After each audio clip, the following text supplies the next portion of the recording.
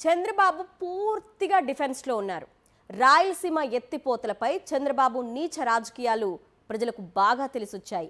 వ్యక్తిగత వ్యాపార ప్రయోజనాల కోసం చంద్రబాబు రాయలసీమకు సమాధి కట్టారు. చంద్రబాబు మాటలు తడబడుతున్నాయి, పాలన మీద పట్టు కోల్పోతున్నారు.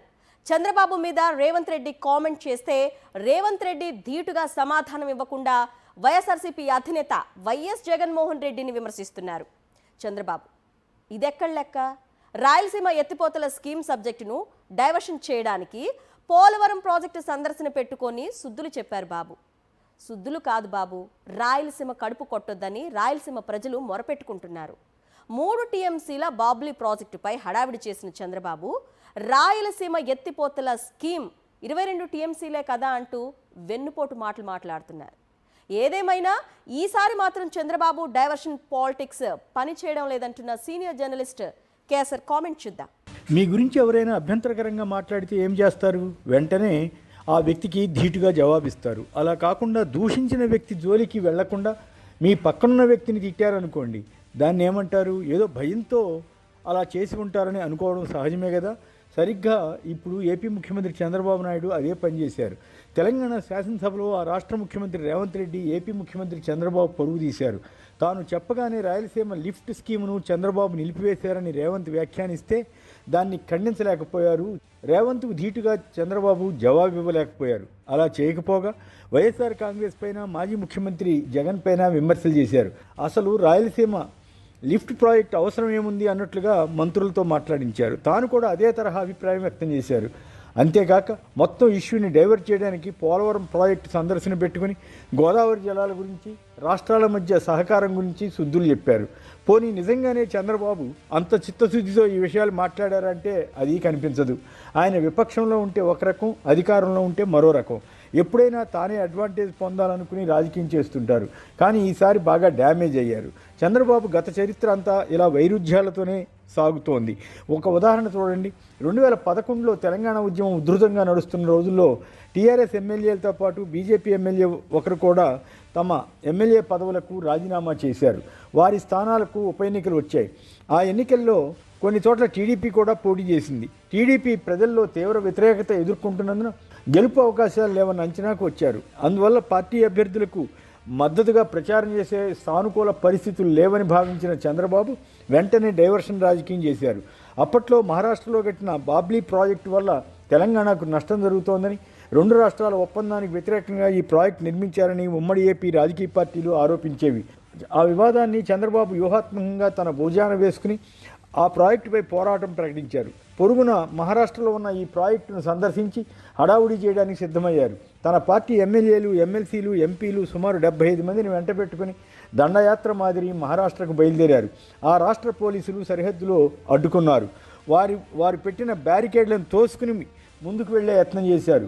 దాంతో పోలీసులు వారిని అరెస్ట్ చేసి ధర్మాబాద్ పోలీస్ స్టేషన్కు తరలించారు. ఆ తర్వాత పోలీసులు వారిని వదిలిపెట్టేశారు. అయినా తమను బాబ్లీ ప్రాజెక్టు వద్దకు మీడియాతో సహా అనుమతించాలని డిమాండ్ చేస్తూ అక్కడే బైఠాయించారు. ఒక దశలో లాఠీచార్జీ కూడా జరిగింది. దీనికి ముందు రాష్ట్ర సరిహద్దులో దాదాపు గంటన్నర సేపు వీరంతా ధర్నా చేశారు. మహారాష్ట్ర ప్రభుత్వం రాజ్యాంగ విరుద్ధంగా వ్యవహరిస్తోందని చంద్రబాబు ఆరోపించారు. పొరుగు రాష్ట్రానికి రావాలంటే పాస్పోర్ట్ కావాలా అని కూడా ఆయన ప్రశ్నించారు. తాము యుద్ధం చేయడానికి రాలేదంటూనే పోలీసుల సూచనలను పట్టించుకోకుండా హంగామా సృష్టించారు. దాంతో పోలీసులు చంద్రబాబుతో సహా అందరిపై కేసు పెట్టి అరెస్ట్ చేశారు. వారందరినీ ఒక కాలేజీ ఆవరణలో ఉంచారు. ఆ సమయంలో కొందరు అక్కడి నుంచి వచ్చేసినా ఎక్కువ మంది కేసులో ఇరుక్కున్నారు. ఆ తరుణంలో అప్పుడు ముఖ్యమంత్రి రోసయ్యకు పరిస్థితిని టీడీపీ నేతలు వివరించడంతో ఆయన ప్రత్యేక విమానం ఏర్పాటు చేసి వీరందరినీ ఏపీకి తీసుకొచ్చారు. ఆ కేసు ధర్మాబాద్ కోర్టుకు వెళ్ళింది. కోర్టులో కేసు విచారణ వచ్చే సమయానికి చంద్రబాబు విభజిత ఏపీ సీఎం కావడంతో బిజీ షెడ్యూల్స్ అంటూ వ్యక్తిగత హాజరు నుంచి మినహాయింపు పొందారు. అక్రమంగా నిర్మించిన బాబ్లీ ప్రాజెక్టు వల్ల ఉత్తర తెలంగాణలో 18 లక్షల ఎకరాలకు నీటి సంక్షోభం వస్తుందని ఆ రోజుల్లో ఆరోపించేవారు. తీరా చూస్తే ఆ ప్రాజెక్టు ద్వారా వచ్చేది 2-3 టీఎంసీల నీరే కావడం విశేషం. విపక్షంలో ఉండగా చంద్రబాబు వ్యవహరించిన తీరు అది. అప్పుడు రాష్ట్రాల మధ్య రాజకీయాలు వద్దని అనలేదు, ఏపీ ప్రయోజనాలే ముఖ్యమని అనేవారు. భావోద్వేగాలు రెచ్చగొడుతున్నట్లు ఆయన ఫీల్ కాలేదు. ఇప్పుడేమో రాయలసీమ లిఫ్ట్ స్కీమ్ వల్ల వచ్చేవి 22 టీఎంసీలే అంటూ అర్థం లేని వాదన తీసుకొచ్చారు. అది నిజమే అయితే రేవంత్కే ఆ మాట చెప్పి ఉండొచ్చు కదా. ఆ స్కీమ్ వల్ల రాయలసీమకు పెద్దగా కలిసి వచ్చేదేమీ లేదని అందువల్ల తెలంగాణ ప్రభుత్వం అడ్డుపడిన అవసరం లేదని లేఖ రాసి ఒప్పించి ఉండవచ్చు కదా. రేవంత్తో కుమ్మక్కై చీకటి ఒప్పందం చేసుకున్నారన్న అభిప్రాయం ఏర్పడినా చంద్రబాబు మాత్రం దాన్ని ఖండించలేకపోయారు. దీంతో రేవంత్ చెప్పినంతా నిజమేనని, ఆయన డిమాండ్కు తలొగ్గి రాయలసీమ లిఫ్ట్ స్కీమ్ను చంద్రబాబు నిలిపివేశారని ఏపీ ప్రజలంతా భావించే పరిస్థితి ఏర్పడింది. తన శిష్యుడిగా పేరొందిన రేవంత్ను ఒక్క మాట అనలేకపోవడంతో ఈయనలో ఏదో భయం గూడుగట్టుకుందన్న భావన రాజకీయ వర్గాల్లో ఏర్పడింది. తొలుత జగన్ టైంలోనే రాయలసీమ లిఫ్ట్ స్కీమ్కు స్టే వచ్చిందని ప్రచారం చేశారు. అయినా జగన్ పనులు ఎక్కడ ఆపకుండా 85% పూర్తి చేశారని వీడియోలతో సహా కథనాలు రావడంతో ఆత్మరక్షణలో పడ్డ చంద్రబాబు ఆయన మంత్రులు ఇప్పుడు ఏకంగా ఆ ప్రాజెక్టే అవసరం లేదన్నట్లు మాట్లాడి మరింత తప్పు చేశారు. ఒక తప్పును కవర్ చేయబోయి మరిన్ని తప్పులు చేశారన్నమాట. పోనీ అన్ని ప్రాజెక్టులు అనుమతులతోనే ప్రారంభమవుతున్నాయా అంటే ఏ రాష్ట్రంలోనూ అలా జరగదు. చంద్రబాబు చేపట్టిన పట్టిసీమ, పురుషోత్తపట్నం, చింతలపూడి ప్రాజెక్టులకు పర్యావరణ అనుమతులు ఉన్నాయా అని పలువురు ప్రశ్నిస్తున్నారు. ఎన్టీఆర్ హయాంలో తెలుగుగంగ వంటి ప్రాజెక్టులను కూడా అలాగే చేపట్టారు. వైఎస్ రాజశేఖర రెడ్డి కూడా అలాగే వివిధ ప్రాజెక్టులను ఆరంభించారు.